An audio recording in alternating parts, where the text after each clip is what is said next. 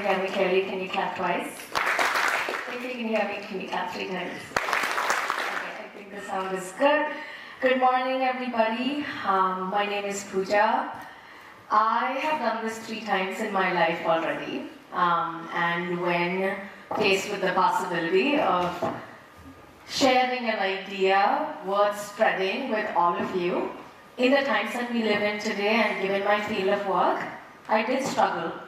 And when I struggle, I go back to the words of American cultural anthropologist Margaret Mead, who said, "Never doubt that a small group of thoughtful, committed citizens can change the world. Indeed, if anything at all, it is the only group that ever has changed the world."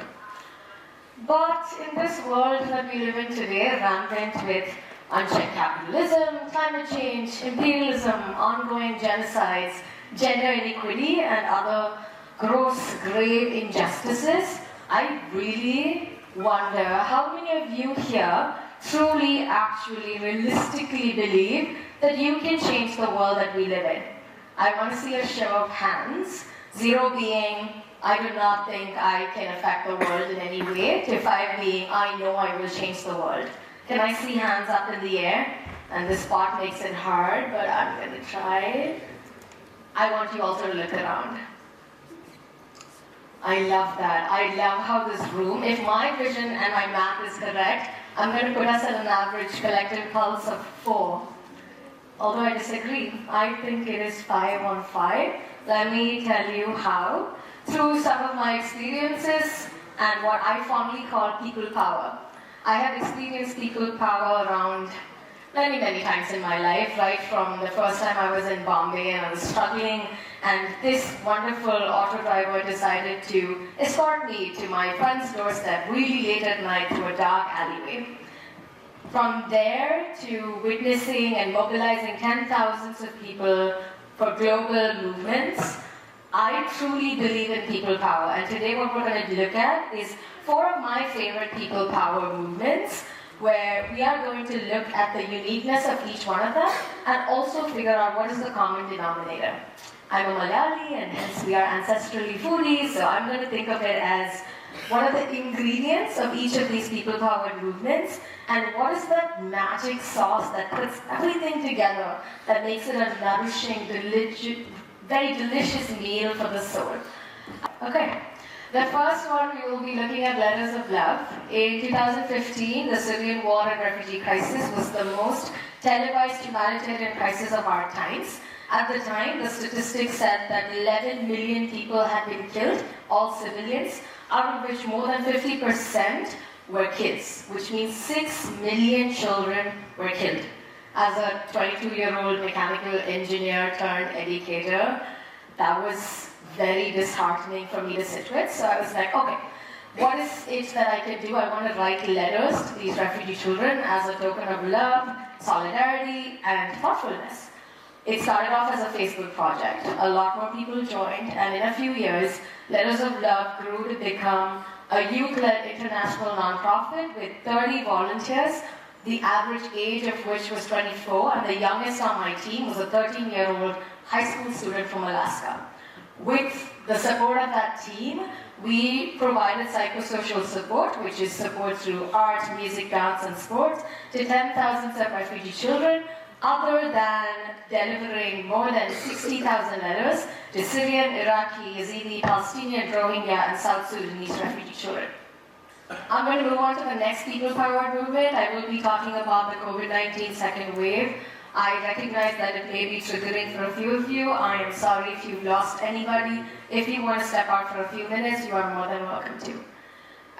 COVID-19 second wave in 2021, between April and July, saw a pandemic being turned into a man-made disaster due to political inefficiency and with leadership that lacked scientific temperament or compassion. The Center for Global Development, a Washington-based think tank, released a report which was co-authored by India's former Chief Economic Advisor, Arvind Subramanian, that said COVID-19 was the worst tragedy to affect India ever since the partition. These are screenshots of my Instagram DMs. These are the messages that get slid into my DMs. This was towards the beginning of the wave when a random follower reached out with, "Hey, I need a bed for my mother, can you please do something?" And I thought to myself, that's so strange. Why would Instagram be a platform? Why are people checking for hospital resources? But I was also like, no harm, let me just put it up as a story, and I did. Soon after, I started receiving hundreds of such requests asking for medicines, for oxygen beds, for ambulance support, etc., etc. I soon realized that I needed more people and I needed infrastructure. I soon put out a call. I came up with this idea of having a COVID squad, which was a small group of volunteers, each one of us with a different responsibility of sourcing, verifying, and connecting leads with those who really need them. My squad consisted of an IT professional who was still on the bed recovering from COVID, another college kid who was very well spoken and took on the responsibility of making sure conversations were made with bereaved families, a homemaker, another IT professional, I lived in Bangalore then, myself, and yet another college student. Towards the end of May, we completed delivering resources to 100 patients. This was 15 hours of work every single day for 2.5 months. And we also lost plenty of them, but towards the end we started seeing a ray of light, and this is probably the first time all of us were smiling on a video call. These are all strangers that came together through Instagram to save lives. That is one of the most powerful things that I have ever experienced, although I remain still enraged about the lack of accountability. This shouldn't have been our job, but look at how people are stepping up. Moving on to the next one. When I'm not so mad at the world and trying to fix societal gaps, I dive. I found freedom underwater. I am an advanced scuba diver and I'm a level 1 free diver. And I have discovered a new version of me at the bottom of the ocean, and I also soon discovered it wasn't just me. The more I dived and the more I spoke to women, specifically on the boat and otherwise, across India, Thailand, Indonesia, Egypt, Maldives, etc., all brown women, note that they also feel a sense of ultimate freedom in the ocean and by the ocean. And I was just like, why is that? And it was, the more I spoke to them, the more I started documenting their stories, it became so evident that for a woman to get to the ocean, to be either a professional in it or pursue it as a recreational activity, that woman has had to go through so many cultural and gender barriers just to get there, just to feel free and to enjoy the ocean. The idea of Brown Buddies was formed. It started off as a storytelling platform, identifying, championing, and empowering brown women in the ocean space, which means windfoilers, surfers, divers, marine biologists, educators, underwater photographers, etc., etc. Between all of us, I am positive that we have gotten thousands of brown women into the ocean space. Stories are one of the most catalyzing components of our civilization today, and this is just 4 months in, and what a joy to witness this movement of brown women and our dearest allies who are ensuring that the oceans are a just, equitable, safe, bold, and beautiful space for all of us to thrive in as it was meant to be. Moving on to the next and the last people-powered movement that I want to talk to you about. This is really hard for me to talk about because this is ongoing. Today marks the 107th day of the ongoing genocide in Gaza by the state of Israel. Well, the issue is decades old, and I've been doing pro-Palestinian activism for the last 8 years. But ever since October 7th, I have been deeply engaged with online education, teach-ins, artivistic interventions, acquiring eSIMs for Gazans so that they can avail life-saving support and be connected with each other. I've also been checking my registry of colleagues and friends in Gaza to make sure that they are still alive. Kamal al-Masharawi is one of them. Kamal is someone who I've known ever since he was 16 years old. He's an incredible entrepreneur and human rights activist today. These are some of the excerpts of Kamal's story that was covered while he was in Gaza and under fire. Through it all, right when there was an escalation near Al-Shifa hospital, these were the messages Kamal had very quickly sent me. He needed more eSIMs, and it was urgent because 2 of his cousins were shot. He needed to get to Red Cross to get them to be evacuated from a bombed basement and eventually through Rafah and out of Gaza. And I, recognizing the urgency of the moment and knowing that I can only generate so many eSIMs in 3 minutes, every 3 minutes, I put a call out on Instagram, and suddenly a bunch of people, dozens of people, came forward with eSIMs that could be sent to Kamal and his family so that he could get in touch with Red Cross. And he was evacuated successfully that day, and 4 days later, these are the messages that I received. They escaped Gaza, they were safe in Egypt. And I look at this picture, these pictures so much, and I cannot to this day believe that whole families are alive during an ongoing massacre of their people just because a bunch of strangers online spent 3 minutes to get an eSIM. All of these people-powered movements that I've led or been a part of have certain ingredients. They are definitely unique, but the magic sauce, there's also a common denominator. The one part of it is, they're all ordinary people. I'm an ordinary person. I'm just trying to do my best, and so are every one of them.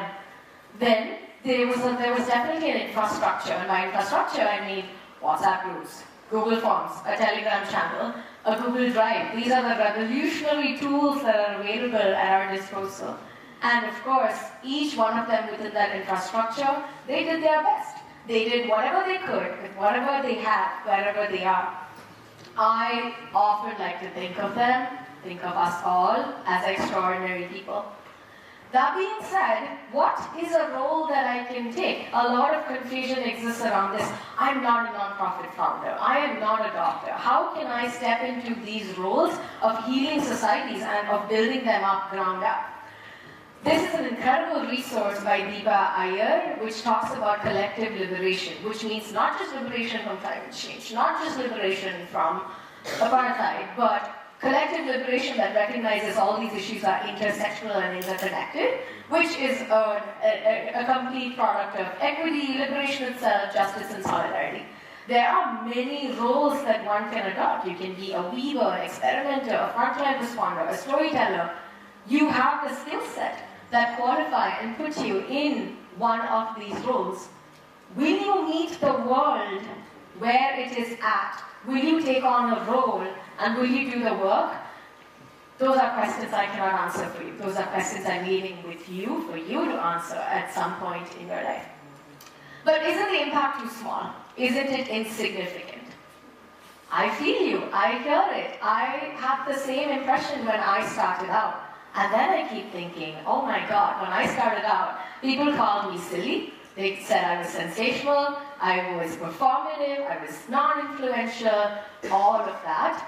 At a time when the refugee count in the world in 2015 was placed at 65 million, now, 2024, it is a staggering estimate of 120 million.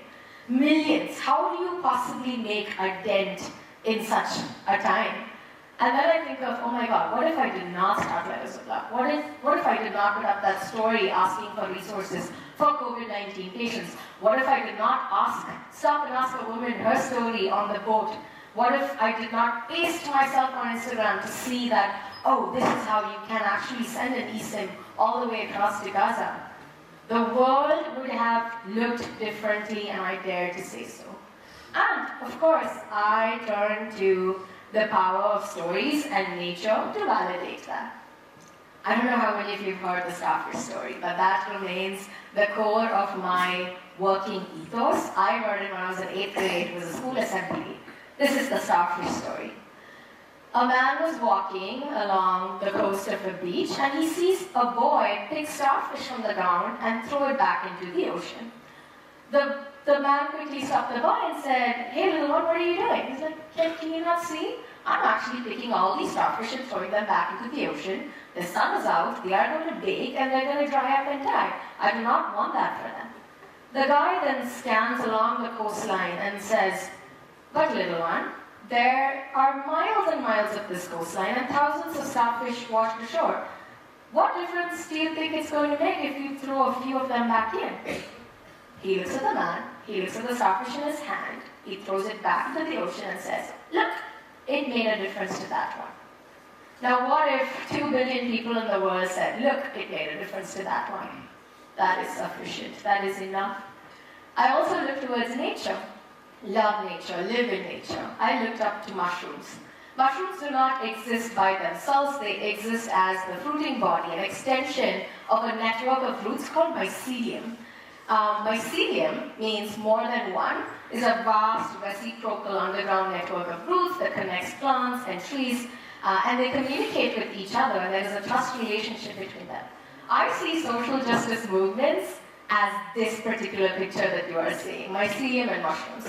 Mushrooms are indeed the fruit of the labor. They are the fruits of social justice movements. Let's call each of these mushrooms as the end of slavery in the United States, the end of apartheid in South Africa, independence in India. Those are the mushrooms. But the mycelium are all of us and our labor trying to ensure that we are working towards our goal.